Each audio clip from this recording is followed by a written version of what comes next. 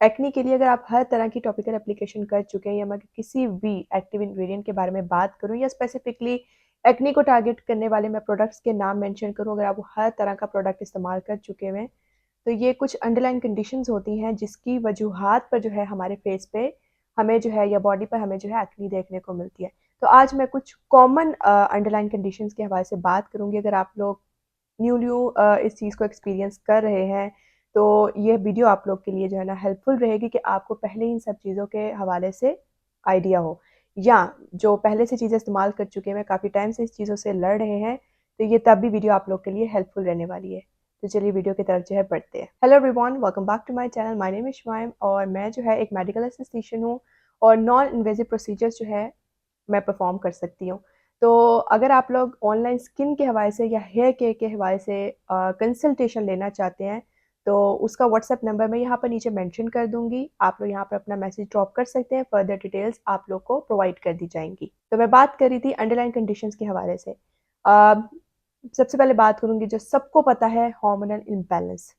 यानी जब आप बड़े होते हैं तो आपके अंदर बहुत से जो है ना हार्मोनल चेंजेस आते हैं। तो बात करूँगी कि हार्मोनल जब इम्बैलेंस का इश्यू होता है तो आपको सबसे पहले एक्ने यहाँ पर बहुत ज़्यादा देखने को मिलती है। यहाँ पर ये एरिया का बहुत ज़्यादा कवर होता है, या बहुत ही पेनफुल एक्ने होती है जिसके कोई हेड नहीं होता, जैसे पस वाला दाना हो गया, वो भी वैसे इस कैटेगरी में आता है। लेकिन मैं जो ज़्यादा ट्रिगर्ड होते हैं ना कि हार्मोनल एक्ने जब होती है तो उसमें ज़्यादातर बहुत ही पेनफुल एक्ने देखने को मिलते हैं और उसके कोई हेड नहीं होता है।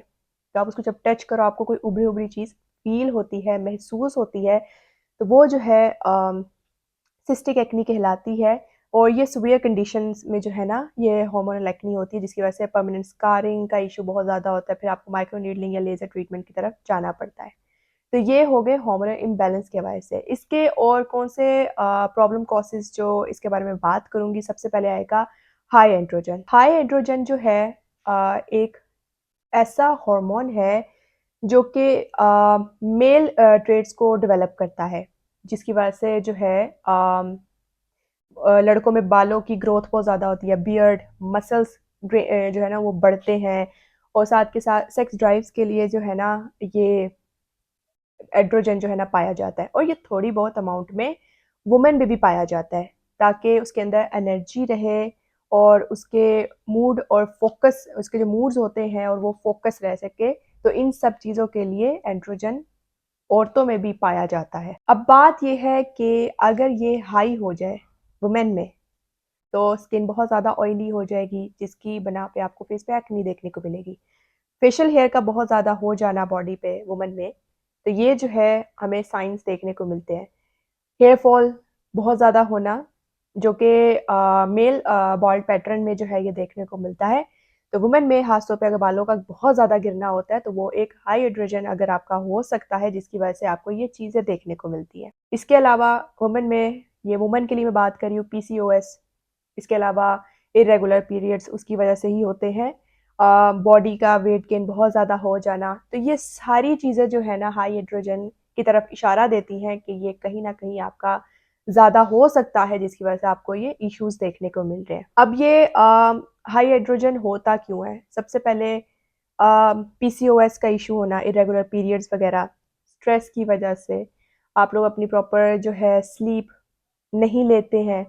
अगर ये जो है ना एक दो बार की बात नहीं होती, अगर आप लोगों ने अपनी रूटीन ही ऐसी स्लीप साइकिल अपना बना लिया है जो आपके हाथ में ही होता है, या कुछ को नींद बिल्कुल भी नहीं आती, तो कहीं ना कहीं मेजोरिटी लोगों में ये चीज़ देखी जाती है कि हाई एड्रोजन का इशू जो है ना देखने को मिलता है। अब इसको आप कैसे पता लगा सकते हैं, उसके लिए मैं यहाँ पर कॉमन टेस्ट वगैरह लिख रही हूँ जो आप करवा सकते हैं। किसी भी लैब में जाके आप जो है टेस्ट करवा सकते हैं और अपने इर्द गिर्द कोई भी अच्छे डर्माटोलॉजिस्ट है उनको अपनी रिपोर्ट्स चेक करवा सकते हैं। अगर आपको कहीं ना कहीं इश्यूज हैं ये देखने को मिल रहे हैं तो उसकी वजह से भी जो है ना वो उस हवाले से आपको ट्रीटमेंट जो है ना प्रोवाइड कर दी जाएगी। एंड आई होप आपको मेरी बात की समझ आ रही होगी।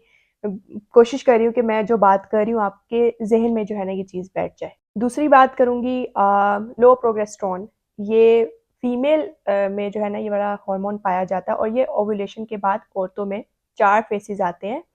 तो ओव्यूलेशन के दौरान जो है ना ये प्रोजेस्टेरोन जो है ये रिलीज होता है। अगर ये लो हो जाए तो इसकी वैसे ये होता क्यों कि बॉडी को काम रखने के लिए वुमेन की जो है ना ये प्रोजेस्टेरोन होता है, अगर ये डिस्टर्ब हो जाए, वही आपके हेयर फॉल, एक्ने का इशू, मूड बहुत ज़्यादा स्विंग्स होते हैं, तो ये सब चीज़ें जो है ना इसमें फॉल करती हैं। तो इनके लिए भी वही टेस्ट जो मैंने प्रीवियस मेंशन किए हैं, वो भी आपको इसी में ही जो है ना ये इस चीज़ का जो है ना आइडिया हो जाएगा। अब इसी में मैंने बात की है कि देखिए स्ट्रेस वगैरह बहुत ज़्यादा होता है, स्ट्रेस अगर होगा तो उसकी वजह से जो है ना कोलेस्ट्रॉल जो है वो हाई होगा, इम्यूनिटी सिस्टम में जो है ये बहुत ज़्यादा अफेक्ट करता है।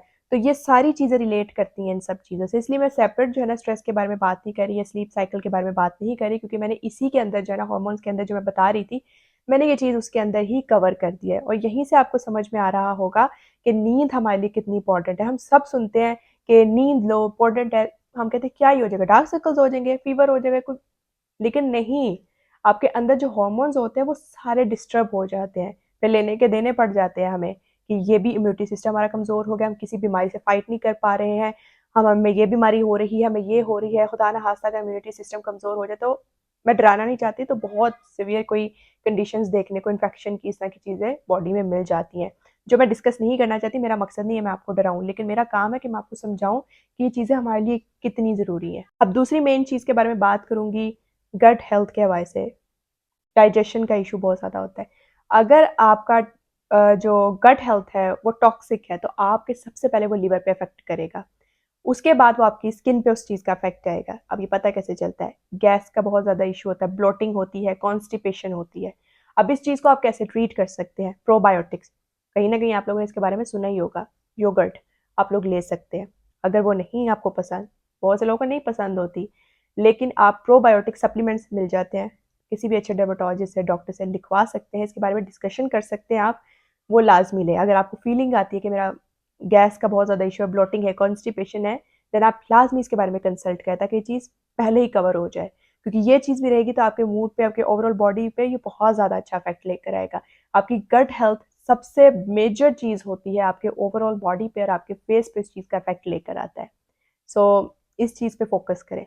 अब गट हेल्थ के हवाले से मैंने बात भी की है, तो मैं इसमें आपको लाजमी सजेस्ट करूँगी कि जिंक जिसके अंदर बहुत ज़्यादा हो, ग्रीन वेजिटेबल्स और जो है ग्रीन टी, इस तरह की सब चीज़ों का जो खाने पीने की ये चीज़ें ना, ये ज़्यादा देखें कि आपको ये चीज़ें मिले फूड में से। अब फूड में सबको पता है, वेजिटेबल्स खाएं, फ्रूट्स खाएं, ज़्यादा स्पाइसी फूड ना खाएं, नट्स वगैरह लें, या जो चीज़ आपको सूट नहीं करती तो बाकी जैसे योगर्ट वगैरह ये चीज़ें मैंने मेंशन की हैं, ये बहुत ज़रूरी है। हम कहते हैं नहीं क्या फ़र्क पड़ जाएगा, जब आप बड़े होते हैं ना तब आपको पता चलता है इन सब चीज़ों की अहमियत का, कि ये हमारे लिए कितना ज़रूरी होता है। जब हम बड़े होते हैं ना, तो हम जब छोटे होते हैं लाइक हम जब चीज़ों से जो है ना फाइट ईजिली कर लेते हैं, लेकिन जब हम बड़े होते हैं ना तो आहिस्ता आहिस्ता जब हमारे अंदर से वो चीज़ें कम होती जाती है, तो हमें इन सब चीज़ों की ज़रूरत होती है, फिर हमें एहसास होता है कि ये चीज़ें हमारे लिए कितनी इंपॉर्टेंट है। हम तो ये बचपन से सुनते आ रहे ग्रीन वेजिस खाएं ये वो, लेकिन अहमियत का पता आपको वक्त के साथ साथ पता, इन सब चीज़ों का पता लगता है कि ये हमारे लिए कितनी इंपॉर्टेंट है। लास्ट में बात करूंगी जो कि बहुत इंपॉर्टेंट चीज़ है, कि नींद का मुकम्मल ना होना। लास्ट में ये अंडरलाइन कंडीशन में बात करूंगी, पुअर स्लीप। अगर आपको बहुत ज़्यादा इशू नींद वैसे ही नहीं आती है, प्रॉपर कोशिश भी करते हैं, तो कोशिश करें साइकेट्रिस्ट से या डॉक्टर से कंसल्ट करें, आपके लिए बहुत ज़्यादा ज़रूरी है। दूसरा, आप नहीं वैसे नींद आती है लेकिन हम खुद नहीं नींद लेते या हम रिलैक्स फील नहीं करते, देन आप मैग्नीशियम ग्लाइसिनेट को ले सकते हैं। ये हमारे अंदर मैग्नीशियम पाया जाता है, अगर कमी हो जाए तो हमारे बॉडी में पेन वगैरह, थकावट, मूड स्विंग, ये सब चीज़ें हमें देखने को मिलती हैं। तो पता इन चीज़ों से आपको पता चलता है कि कहीं न कहीं मैग्नीशियम की कमी भी हो सकती है। तो मैग्नीशियम ग्लाइसिनेट बिल्कुल भी एडिक्टेड नहीं है। आप उसको 2 माह लें, बीच में गैप लेके फिर आप ले सकते हैं 1 माह का, फिर गैप लेके फिर 1 माह का ले सकते हैं। अगर आपको लगे कि अब आप बेटर फ़ील करें, इससे आपके मसल क्रैम्प्स जो होंगे वो काफ़ी हद तक रिलैक्स फ़ील होंगे, मूड आपका काफ़ी अच्छा हो जाएगा, आपकी जो है नींद बेटर हो जाएगी। आपको ये नहीं होगा कि नींद की गोली खाई, नींद आ गई, ये वो नहीं है। ये ख़्याल रखना है। दूसरा, ज़िंक मैं लाज़मी रिकमेंड करूँगी कि ज़िंक आप इसके साथ लें। इन दोनों की अब्ज़ॉर्प्शन एक दूसरे को बहुत अच्छा ये सपोर्ट करते हैं। तो ज़िंक सल्फ़ेट आपको जो है टैबलेट्स फार्मेसी पे ईज़िली मिल जाएँगी। अगर आप खुद नहीं लेना चाह, मैं सबसे पहले मेरी प्रेफ़रेंस ये होगी कि आप किसी डर्मेटोलॉजिस्ट से कंसल्ट करें इसके हवाले से। मेरा काम है कि आपको ये नॉलेज हो कि आपने क्या बात करनी है। कभी होता है डॉक्टर नहीं प्रॉपर आपको टाइम देता, तो मेरा वीडियोज़ बनाने का मकसद ये होता है, आपको बताने का मकसद ये होता है कि चीज़ें आपको पता हो ताकि आप इसके बारे में डॉक्टर से कंसल्ट करें, लाज़मी। सो मेक श्योर कीजिएगा कि जो भी आपके इसके हवाले से क्वेश्चंस हैं या मैंने कोई चीज़ कवर नहीं की या कन्फ्यूजन है, कमेंट सेक्शन में आप मेरे से पूछ सकते हैं। और मिलते हैं नेक्स्ट वीडियो में। अपना बहुत सारा ख्याल रखिएगा। दीजिए मुझे इजाज़त। अल्लाह हाफ़िज़।